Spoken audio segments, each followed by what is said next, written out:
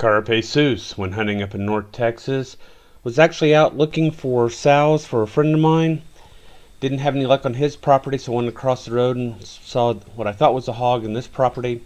And at this point, I'm in the identification phase of making sure that this is indeed a hog and not some other animal. It's got its butt towards me, it's got its tail wagging. I'm pretty certain it's a hog. At this point, I'm hearing something in the grass around me, and I've turned and I'm looking for whatever it is that's making noise. I'm afraid it's going to be a skunk.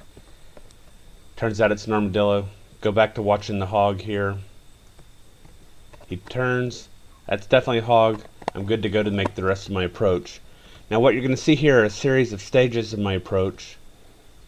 And those are the cattle on the next property that I want to avoid. And there's my hog, but he's too far away at this point, so I want to continue getting closer. Now, as usual, I'm using my IR Hunter MKIII and 6.5 brindle. This looks like a good spot, except once again I've got cattle in the background there. Also, if you notice, there's no horizontal crosshair. I'll add a red dot when it comes time to shoot. So now I'm set up, the hog's moving away. I just want him to slow down so I can get a good shot. I'm going to guess he's at about 125 to 135 yards here. Here we go.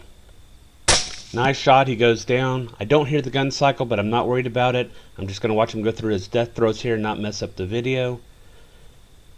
But now he's up and running, time to work the problem. Drop the magazine, clear the chamber, insert the magazine, charge the gun, get back on target, and deliver the coup de grace shot. And that's all she wrote. The hog turned out to be a nice little 140-pound boar. The first shot entered the left shoulder right here. Peeling back the skin revealed the nature of the wound. It also revealed something neat. The hog had absolutely no shield to speak of. The damage was considerable, as you can see. The shot entering, hitting the shoulder blade, glancing slightly upward, going into the neck, destroying several ribs along the way. I didn't explore this wound any further because it seemed to cross paths with the coup de grace shot that entered above the right eye. The head itself, when you squeezed it, the skull sounded like a bag of rocks, and the damage continued through. Something exited out of the back of the neck. I don't know which bullet that was. So I stopped the necropsy at that point.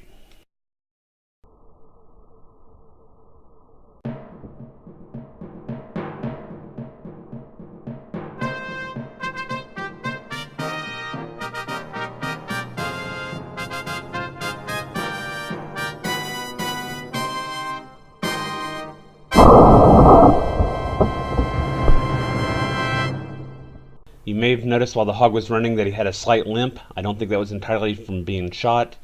His right rear ankle was actually frozen in this position here. Carpe Sus, my friends.